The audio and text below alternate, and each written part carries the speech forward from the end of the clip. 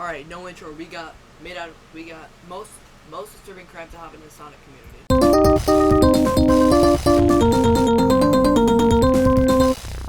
These are the most disturbing members of the Sonic the Hedgehog community, and as the video goes on, they only get darker. Back in the 2000s, YouTube was a haven for reviewers. People used to review games, movies, and even other reviewers. Each reviewer had their own style of passing comments on the medium they were talking about. And it was around this time that a separate group of reviewers appeared, who can be broadly categorized under the term Sonic YouTubers. And one strange and noteworthy YouTuber from that group was John Burris, who created the channel Mario the Plumber in 2010. The reason John deserves a mention in this video will be very obvious when one looks at the videos he actually Mario made. the Plumber, and your Sonic YouTuber. Dude, that makes no sense. better animations than them. I mean, what the fuck? It's stupid. They better close their channel if my channel gets closed. That's not fair. These videos, which were supposed to be reviews, turned out to be completely opposite by not containing any valid criticism. In them, John actually had a tendency to utter a slur or a curse word almost every 5 seconds. And this wasn't even done in the most pleasing of ways, since the videos themselves were of very low quality, in which the audio was distorted and loud. And on the other hand, the video quality was also extremely low. Why did you have to make this game so cool? Coming to the review part of his Adventure videos, 2. John hated almost everything he reviewed. His only obsession was with how Sonic looked before it was redesigned into a much more modern version. And in one of his videos, he had a lot to say about this new design. Arms and legs are like noodles. And you Okay, I get that maybe the 2000s or 2000s, this Sonic, that was a trash, that was a trash update. But classic Sonic, like you cannot slander the Sonic Adventure Sonic. That's the perfect Sonic model right there. Like you cannot hate on that. green-eyed, ugly. With these opinions, he would voluntarily debate and fight with people online, and would express how racist and prejudiced he was. Similarly, any other non-Sonic game would be treated very badly in his videos, and he once went as far as to destroy the CD of Spyro 3, a very popular PlayStation game about dragons, on camera and post it on his channel. That's not even a bad game. Spyro 3 Year Dragon, PlayStation greatest. I mean, what the? This made him a notorious YouTuber back in the day, and other reviewers started making videos calling him out on this behavior. If John were to do these kind of videos in this day and age, people might have ignored him as a troll, but back then they all really took him seriously. Mario the Plumber is very similar to Testes125. He bashes. Okay, who is Testes125? Like, genuinely, how do you be like first time streaming, first time making a new video? I'm gonna name myself. I gotta find a new YouTuber name though. How about Testes125? His Sonic games for no good reason, except I consider him worse than Testes125. And in fact, this was because he gave them a reason to believe he wasn't just a normal troll. In 2014, Nintendo released amiibo toys of their Mario Smash Bros. Franchise. And to put it simply, these toys were like really premium stuff, which had high demand. And so within minutes of their release, they were completely sold out. And one of the toys was that of the character Rosalina, who coincidentally turned out to be the character that John really hated. He even made a whole video. What? How do you hate Rosalina? Like if I were to pick my favorite Mario character is Rosalina. I'm not even joking. Like, I'm not even, trying to be satire. I'm being serious. Rosalina is my favorite Mario character. I don't like Mario. I don't like Luigi. I don't like Metal Mario.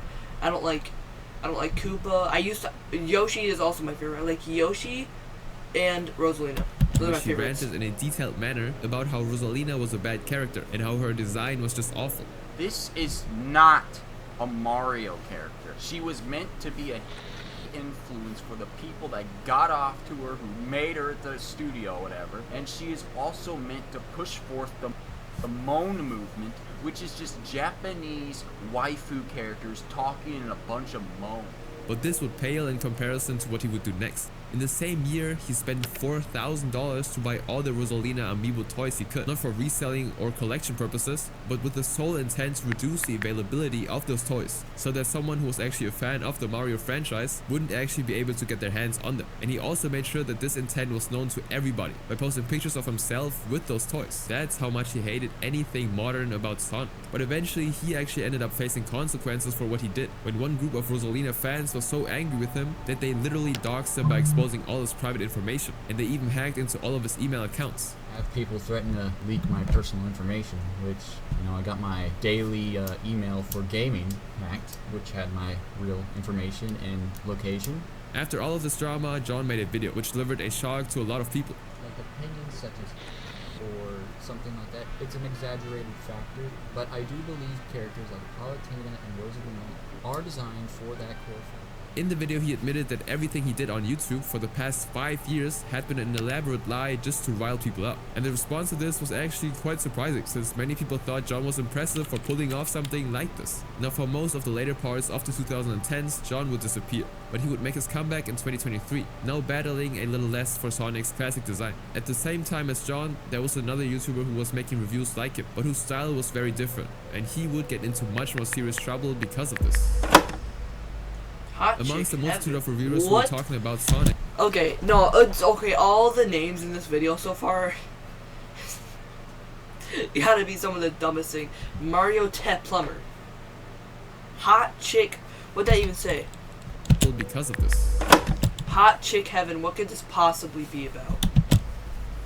Amongst the multitude of reviewers who were talking about Sonic, Dylan Guptill, or Guptill89, clearly stood out from the others. Dylan was different, because while all the other reviewers were acting out weirdly and wildly in their videos to get as much attention as possible, he was the one who actually seemed to review things in a very respectable and articulate manner. You don't find any of the shouting and screaming that John's videos are filled with. Dylan made his videos with a commitment and dedication that was bent upon ensuring his viewers got what they deserved. When you don't script yourself, you sound boring with a lot of uhs, ums, and many pauses. Apart from these reviews, his channel also contained his hand-drawn Sonic animation videos. Gotcha this time, Sonic! Amy, what's the deal? Why can't you just go bother someone else? Overall, while Dylan was honest with his work, people started to find him slightly pretentious. And this opinion was strengthened more when Dylan started criticizing other reviewers in his videos on the basis of their style of presenting their reviews. But this wouldn't really age well when he himself did a very stupid thing.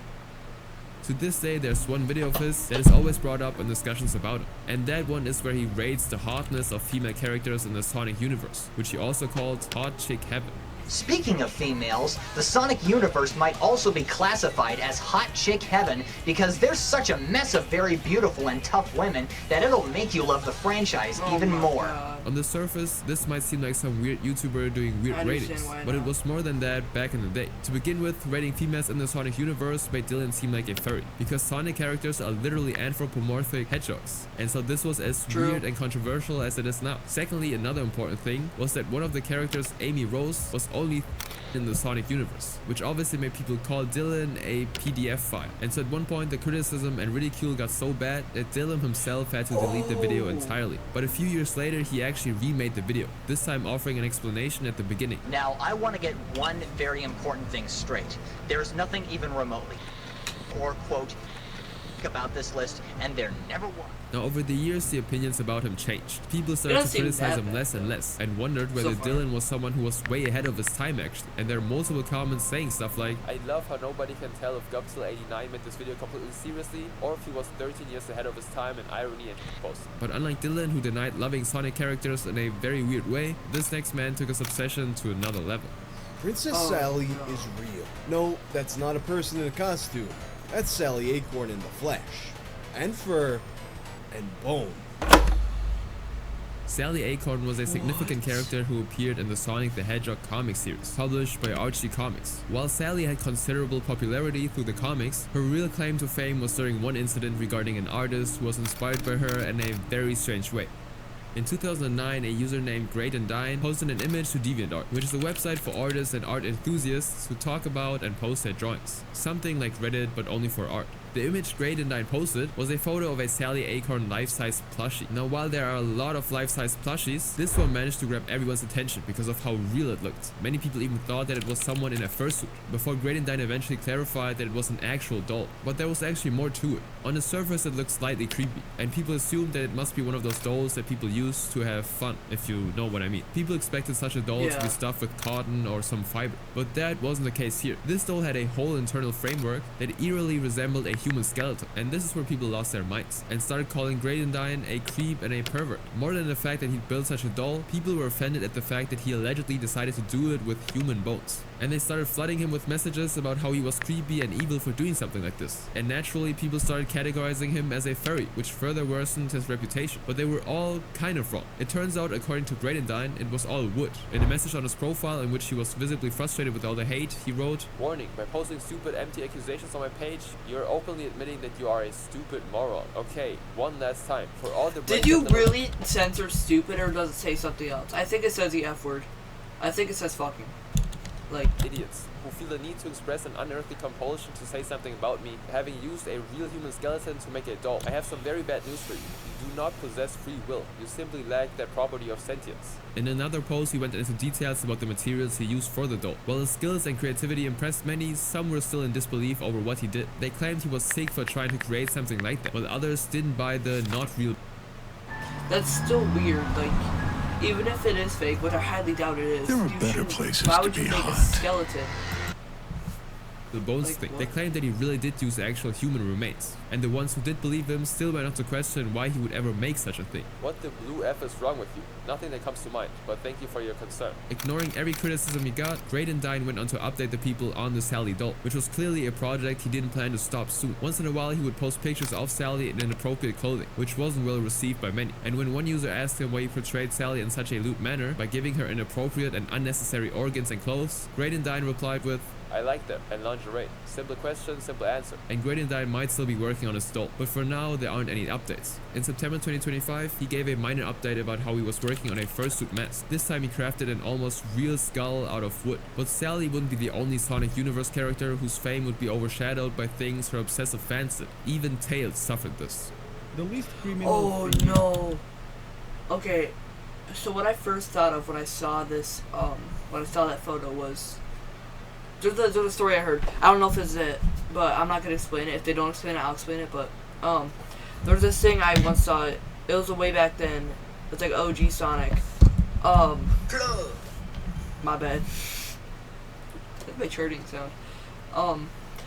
So there's this story called Tails Bench. If you know, you know. But like, I don't know if I can explain it in this video. I might get taken down. But search it up, Thus, he's eating with and you'll see why. It's called Miles Tails Tails Bench. Prower, a story. prominent character in the Sonic universe, appears in both the Sonic video games and the popular Sonic television series in the United States. However, on internet forums such as Reddit and 4chan, Tails' name became less associated with the television series and more with a very sinister comic.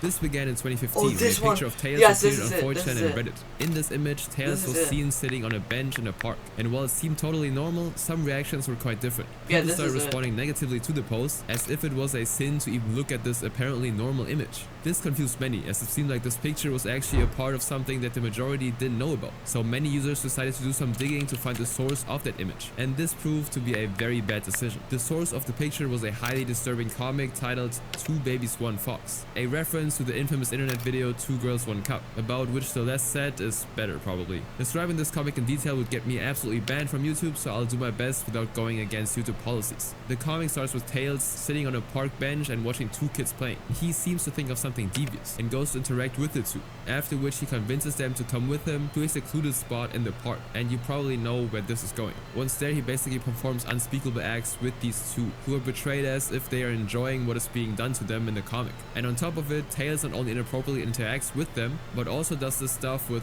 quote-unquote brown mud, if you get what I mean. And the story just goes on to become even more disturbing. When this first appeared, it was safely hidden in the dark corners of the internet, away from the popular sites. But unfortunately, over the years, due to platforms like 4chan and Reddit, it gained a more widespread audience, which even led to the creation of the meme Bench Tails. And this is the context in which the image appears on 4chan every now and then. Now, coming to the authors of this comic, the title page tells us that it is Unistar, and Lonnie and a YouTuber called Camp actually found out about Unistar's Ink Bunny account, which is a furry art community. So so you can only imagine what Unistar actually posted there. They posted more similar devious comics, and this is actually where the Tales comic first appeared. While this was all that was known about Uni, more information was available about Nani, who was active in the era of YouTube poop videos, which were videos in which scenes from different movies and shows were taken and edited in a funny manner. In fact, Lonnie, who was then known as Tecker Audio, was actually a respected member of the Brazilian YouTube community, and the main reason people believed Lonnie was Turk Audio was because Lonnie's account on Ink Bunny had Turk Audio as an alternate username. But the drama got very real when Turk Audio himself commented under Camp's video. This will never end. I don't understand why YouTubers are still milking this thing over and over with my misery. Nobody knows anything about my life and why that happened, just for views and money. That shows how people are horrible. My life is not destroyed because I have strong friends with me. I don't need parasites and fake friends and people trying to troll me over and over. Do your silly content over someone you don't even know. Au revoir. But unlike this one, this next case is not fictional, but as real as it gets. I'll clarify that to me, it's not a Even though the Sonic the Hedgehog TV series aired for only 2 seasons from 1993 to 1994, it managed to stand out amongst other Sonic media of its time. This was because this series had a much more dramatic tone, which helped glue people to the TV screens while it played. But due to demand for other shows and sport events going on at the time, the slot allotted for the series had to be cancelled, and the show came to an abrupt end. While this termination went mostly unnoticed, it devastated some loyal fans, and one such fan was 50-year-old Richard Anthony Kuta, who was left with a longing for the series. Flash forward 10 years, the longing didn't disappear, but only became stronger. He joined newsrooms where fans like him met to discuss their obsession with the Sonic franchise. It was this time around the year 2000 that he first discovered a chat room called Fans United for Sad AM, or Fuse. Sad AM was nothing but another name for the discontinued Sonic series. Sad meant Saturday and AM referring to morning, meaning that this was the show that played on Saturday mornings. This nickname quickly became useful to many for distinguishing this particular Sonic series from the other ones like Adventures of Sonic the Hedgehog. In the chat rooms of Fuse, Richard would interact frequently with other Sonic enthusiasts like him, but unlike them, Richard went even further. This was because he was engaged in selling bootleg or illegal copies of the Sad AM show online. He actually believed that doing this would contribute towards the possibility of the show's revival, but the people on Fuse didn't agree. They thought, well, that one isn't as bad as all the other ones, because most of these have just been felt that this was something that only made it more difficult for the show to be back on TV. Community of FUS thought he was being far too radical in his approach, and that selling the bootlegs was sending the wrong message. After some arguments between Richard and the other members of the community, he would be banned from the forum. However, this didn't stop him from creating multiple accounts, which would again be banned from the website. It went to such a degree that the company that created the show, Deke Entertainment, issued a cease and desist order against him.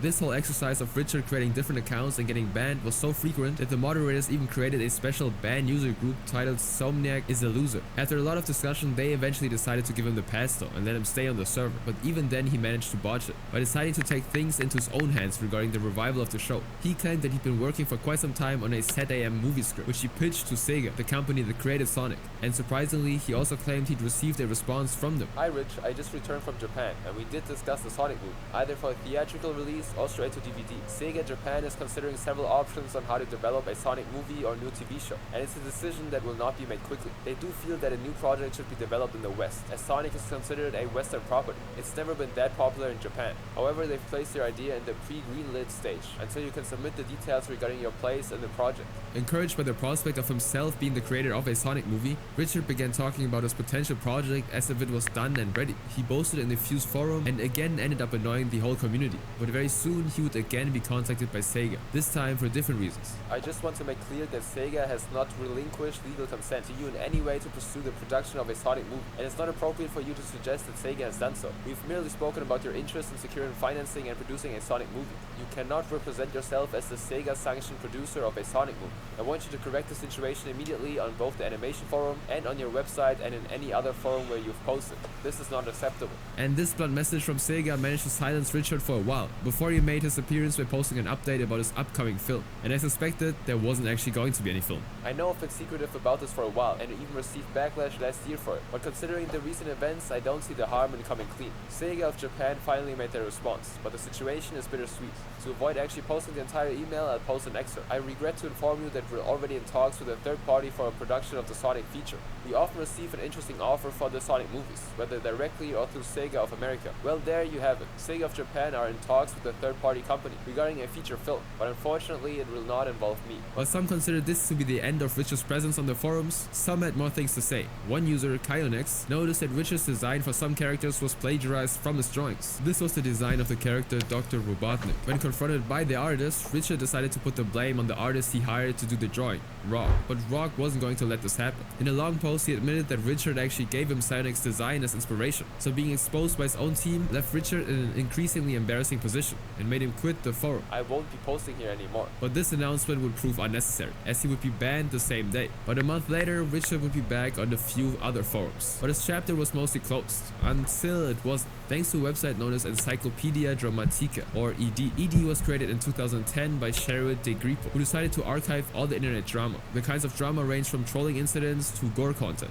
It can be described as Wikipedia on steroids, where you could find information about the online presence of some disturbing and very weird individuals. And one of these individuals was Son Manic, who was none other than Richard. And the most crucial information that was included about him would be his obsession with wearing diapers, as well as his page in the diaper space. Ew. Richard belonged to a group of people who called themselves ABDL, which when expanded meant Adult Diaper Lover. There's probably no need for me to clarify anything further. As time went on, Richard would engage in discussions regarding topics such as which diaper company made the best diapers. But it is also very interesting to note the reason Richard gave for his obsession. But I know there's a lot of confusion when it comes to ABDLs, but I'll clarify that to me, it's not a... While it can be for some, most treat it as a lifestyle, which is what I do. So kind of think of it as roleplay that you commit to on a daily basis. So I guess that's the abridged version of it. Other information that was presented in the ED page regarding Richard was his MySpace and OkCupid accounts. OkCupid was a popular dating site back then. Here, Richard would post long-winded paragraphs about his personal experience of being lonely and single. Valentine's Day, a secular holiday fabricated by the greeting card industry that only contributes to emotional affliction. How can someone truly share a psych system with couples making out a few steps shy of you when commercials are constantly endorsing jewelry and painting a false depiction of what the happy relationship is supposed to be? I abstain from all female companionship, especially since I've not been fortunate enough to experience true love. This page exposed Richard to the whole world, but it didn't actually seem to have any effect on him, as he once again got back to his ambition to make a Sonic fan film after he was contacted by another infamous Sonic community member, Spax3. But even this wouldn't go well, with Spax threatening to file a lawsuit against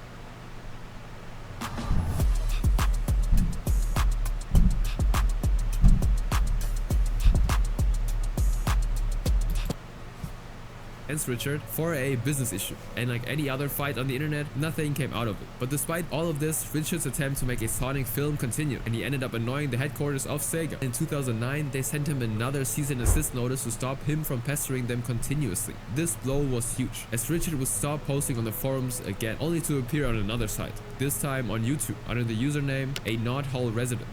How can anybody find this remotely entertaining, or even enjoyable for that matter? I could barely get through an hour of this game, and I'm already finding myself getting frustrated over it. I won't be going over every aspect of Richard's YouTube channel, which unfortunately, or fortunately, has been lost. But I'll talk about the one video that brought him in front of a wider audience. It was a reaction video to the Sonic 4 game trailer. Oh, classic! This response from Richard, while seemingly normal, although a bit weird, made him a target of many Sonic fans who believed he was nitpicking the faults. And due to the many comments and I do not like Sonic 4 at all. I will admit that. Never wanted to beat it, never will. I hate Sonic 4. But I'm not gonna, I'm just not gonna overreact about it. I fucking hate this Asian music. Hate on this video, Richard decided to delete it. I removed the string of friend videos because apparently this generation is devoid of intelligence and would rather drink the Sega Kool-Aid than think for themselves. To which another user replied, have fun watching old episodes of Sad AM every night, alone in your bedroom. Another video on his channel was him justifying and informing the world about who adults really are. And what you do is you just kind of transport yourself back into that innocent moment of childhood. And it's nothing more than just harmless escapism. There's nothing about it. After all these events, Richard would slowly reduce his presence online, while the documentation of his activities was only increasing. One site after ED that helped with this was Kiwi Forums, which was like Reddit for online harassment. Eventually, in 2022, Richard would claim on Twitter that he quit being an ADDL. But some users dug deeper and found out that he was still active on Reddit in the ABDL subreddits under the username MunkinPlastic, and he would post disturbing requests for babysitters to take care of him. And in a similar fashion, Richard continues to be exposed to this day. The most recent comment was left on June 19, 2025. But still, his love saga of Sonic will seem very normal compared to what the next person did. When Jason Kriver showed a liking for the Sonic the Hedgehog, his parents didn't think much of it, as they knew that kids frequently obsessed over fictional characters. On top of that, Jason was medically autistic, so it wasn't something to worry about. But still, this obsession gave rise to something very disturbing. It all started when Jason turned as he unknowingly stumbled upon two things. One was Sonic the Hedgehog, and the other one was a disturbing practice called sounding. To explain it in a PG manner, it is the practice of inserting long objects like pens and pencils into one's private organ. Jason got into this habit, and it didn't end well for him. Once he used a rusty nail, and the ensuing trauma to his organ sent him into a coma for around 15 days. After this recovery, Jason stopped sounding once and for all, but as of compensating for it, his Sonic obsession grew even more. At first, Jason was just a typical Sonic fan who frequented chat rooms and forums, and eventually he named himself J Sonic, a combination of his favorite character's name and of course his own name. It was also at this time in 2007 when J Sonic made himself a DeviantArt account, and this is where things get completely weird, as J Sonic revealed to the world a deep-rooted fantasy about his love for his Sonic plush toy. This wasn't just your everyday kind of love, but something that involved a physical side to it, and it will be clearer if we read a post he made in 2008. I want to tell everyone who watches me that I'm a plushophile. Now, I have many Sonic plush toys, all of them only Sonic the Hedgehog. A couple of them are out for display purposes. A few others are in my private drawer, one for snuggling while I'm in bed sleeping, and the other one for making love with. I adore Sonic and have been a plushophile since I was 20, and been a true Sonic fan since I was Although I'm still a plushophile, I'm still a true Sonic fan, and a loyal one also. Sonic is my plush boyfriend. Not surprisingly, his account quickly got banned from the site, and this made him realize he had nothing in common with other Sonic fans. And this is when he found solace by posting on another website called Fur Affinity, which was a website for furry enthusiasts. And it speaks volumes that even on a website that hosts relatively interesting people, J Sonic managed to get himself banned in 2022 for trying to coerce a younger user into seeing NSFW content. This obviously led people to label him as a PDF file. Thanks for wanting to be my friend on here, although I need to warn you, are you above 18? I'm totally NSFW, but on the server I try to be as safe for work as I can. I'm actually... Okay, I am 42. Just don't tell anyone and we'll be fine. I will just tell you that I have intimate relations with a Sonic plush toy, without me even showing your pictures or anything. I'm very uncomfortable with this. I thought you would be. Not everyone's okay with this. There was other evidence that proved that J Sonic might be a PDF file, but he kept denying it. Finally though, he confessed it on Twitter. Blocked me. I will admit that, yes. I did show private parts to someone younger, but they ambushed me. They said they were very excited for Sonic also. I hang my head in shame because of this. But these events, despite their nature, would only be background noise compared to what was at the center of the stage. This is the Sonic plushie he used for 20 years, and it is unwashed. Now, one user named Justin would reveal that they sold J Sonic a Sonic plushie on eBay, and after selling the plushie, Justin expected he would hear no more from his overly enthusiastic but kind buyer, but he was indeed wrong. A few days later, J Sonic hits him up with a very shocking message, in which he apologized for something he'd done to the toy. I'm almost ashamed to write you back after I read that reply. I've been in a cutting phase for several months now, and I have to cut up the plush toy to where it's only his head now. I did spend a lot of money on it, and I've even gone to buy another one because I feel guilty about going all barbaric on it. I mean, I still love Sonic, but I blame it on the 2 vaccines and adrenaline rush that has caused me to cut up this Sonic plush toy. At first, Justin didn't fully realize what it was all about and offered consolation to J Sonic. But then, when Justin talked about his weird eBay customer to his friends, they quickly pointed out that it might be none other than the actual J Sonic himself, the infamous Sonic lover. And this became more certain when Jason found out what J Sonic wrote in his recent blog. Well, I finally snapped again. I removed his entire body, just his head, ears and eyes are left of my Sonic plush toy. Dang. And it also didn't take J Sonic much time to get a new plush toy, to which he even gave a new name. Oh, I had that one. Sonic the Hog. But even this plushie would face destruction in J Sonic's hands. I haven't been doing so well with this plush toy, because now it's like cut down to where I only have his face intact. He was expensive as well, $127, and I had to go do this. I'm telling you that these 2 vaccines were the culprit of me cutting up not 1, not 2, but 4 Sonic plush toys. I can just kick myself for doing that. As this saga got bigger, it also got more popular, and in 2023, J Sonic felt the need to make his first public appearance to explain himself to all the trolls. It's me, J Sonic, and I have a message for all you trolls. I'm a plush file, not the... Okay? Naturally, this backfired, and J-Sonic had to just keep to himself from that moment on, away from the internet. But while J-Sonic might seem like an extreme case, there's another individual whose story still manages to give nightmares to many online. Which ultimately led to him having a relationship with his own mother. Gerald the Fish. What about like Joaquin Bartholomew?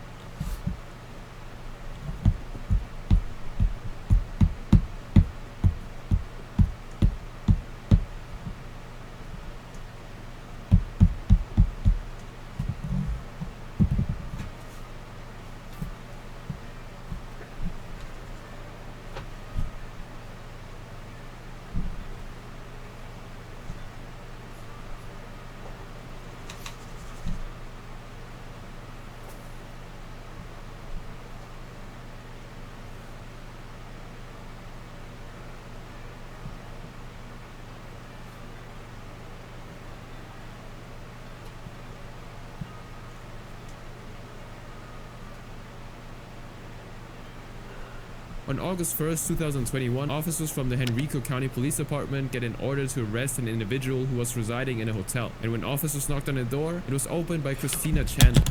Oh my god. The necklace. Yes. Hi, what's your name? Hi, I'm Christine Chandler. Okay, can you come out for a second? Who, though seeming a bit eccentric, still managed to have a normal, sometimes even cheerful conversation with them. But quickly the conversation would change, as the police were being watched from afar by some suspicious individuals. There is nothing illegal in the room and nothing illegal in the bag. And then when they were escorting Chris or Christina to the police vehicle, the number of onlookers increased, and they even started talking to Christina and shouting, "The merge is coming." Okay.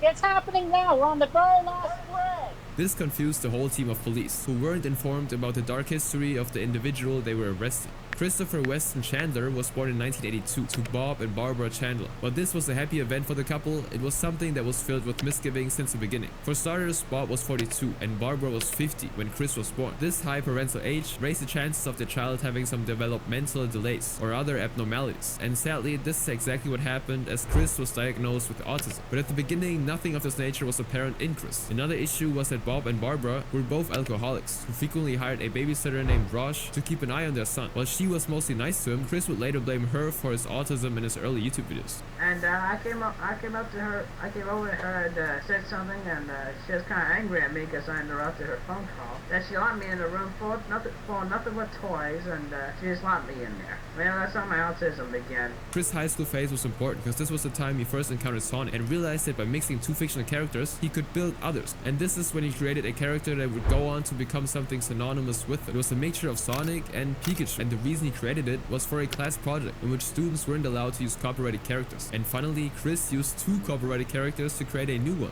After graduating from high school in the year 2000, Chris would join Virginia Community College and enroll in the computer-aided drafting and design course. And even after high school, he continued working on Sonic Shoe, even distributing newsletters on campus. Behind all this, however, Chris was deeply unsatisfied with college life, as people didn't approach him. He also very desperately wanted a girlfriend, which led him to sit on his college campus with a sign that read, "I'm a 20-year-old and single male seeking a cute 18 to 21 single female and companion." The name he gave for this method of finding a girlfriend was Love Quest, and naturally this put him in hot water with the dean of the college, Mary Lee Walsh. Initially, Mary only warned him about those signs, but despite these warnings, Chris continued his love quest and had to be called to the dean's office again, where a normal conversation quickly turned into something else, when Chris suddenly started to talk aloud with Sonic Shoe, and after being asked to stop, he cursed at her in a fit of rage, and this led to him being suspended from the college for a whole year. Later in his life, Chris would then start drawing obscene drawings of the people he hated. One such person was Mary. During his college phase, Chris actually managed to become friends with a girl named Megan Schroeder. While it may seem surprising that she took a friendly interest in him, in hindsight it might have been only because she'd recently suffered from a bad breakup. But despite this, Chris began to make inappropriate moves on her, which eventually led her to accuse him of harassment.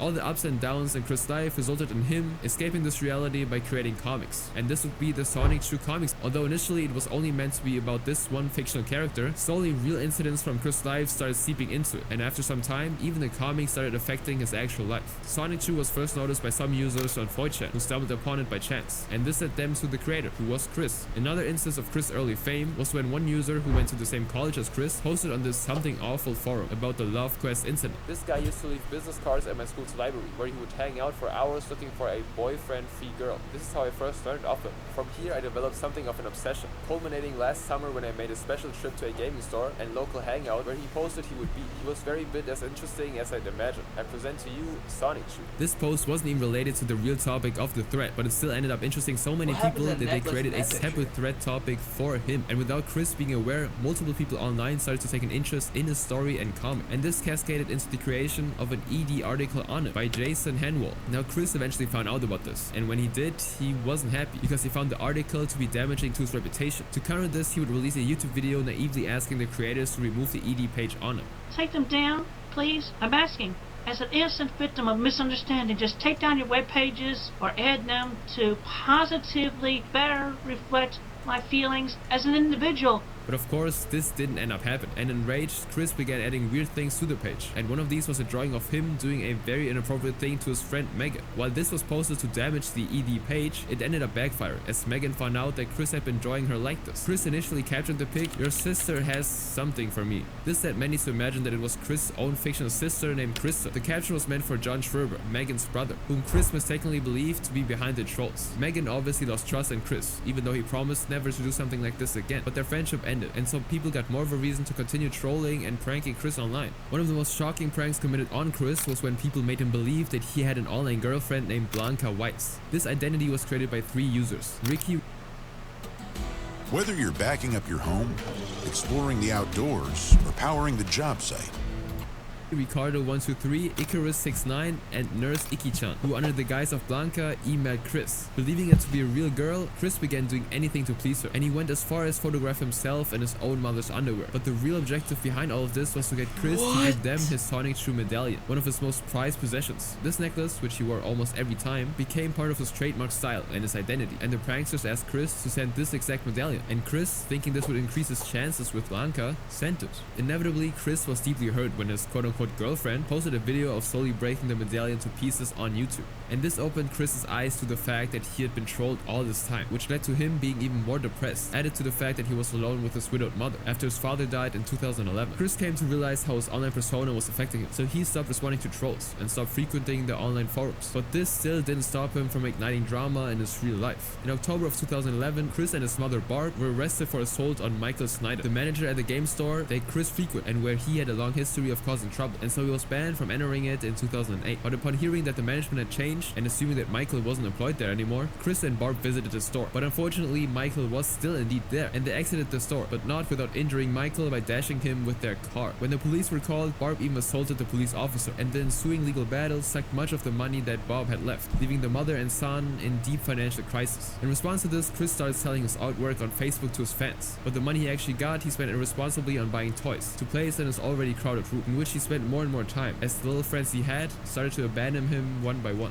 This wasn't without reason either, but due to the fact that Chris was becoming increasingly antisocial and homophobic. In an email to Megan, he wrote, "Yes, I'm a homophobe. I fear them all, and I fear the tormenting temptations of falling off the straight path. But then I mentally, sometimes from a DVD, and if you'll pardon the expression, shove some pee in my face. I tell you what, if I ever stoop down to changing my path, I might as well get a gender change operation." And this would prove to be peak irony, because in 2014, Chris would claim that he is transition, and that people should start referring to him with female pronouns. For people observing the sudden transformation, it seemed like Chris' mental state was dropping lower and lower, and it seemed like he didn't learn anything from his past mistakes. When in December of that year, Chris again attacked an employee at GameStop, earning himself a stay in jail for one night and a $540 fine. The financial condition only worsened when Bart was sued by 2 banks because she didn't pay $20,000 of debt. But despite that, Chris still managed to spend around $6,000 buying new toys and consoles during the crisis. He even thought it would be smart if he begged for money on the internet with thousands of dollars worth of collectibles behind it. But one event during this time that holds special significance looking back now is a comment from Chris on a Facebook post. This post was about a mother and son in Mexico who were involved in an inappropriate relationship with each other, and while every other comment felt disgusted by this, Chris was the only one who didn't, and in fact actively defended the couple. Anyhow, who among everyone in this world has not had a dream of having relations with one of their parents, never acting on them ever? I myself did have dreams of having relations with my mother. Although this is quite a controversial topic, there are circumstances where there would not be so much much harm as one may think,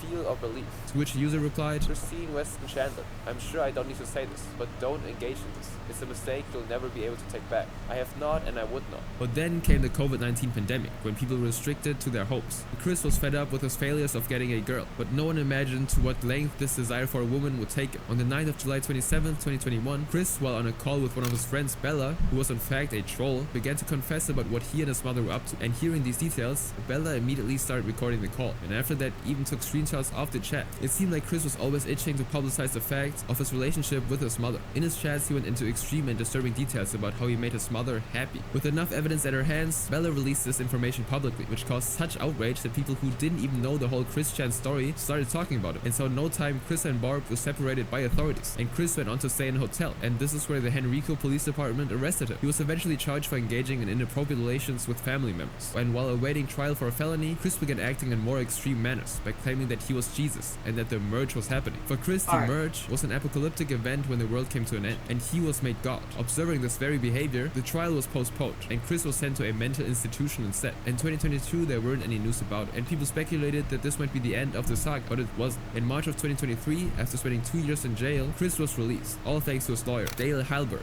who uses autism to be tried differently. And while the charges still stayed, Chris managed to get himself out of jail. But after a few days, even the charges were dropped on August 25th, 2023. And ever since then, Chris had been keeping to himself and making few appearances online. Alright. Well, that was a lot taken, but anyway. Yeah, see ya.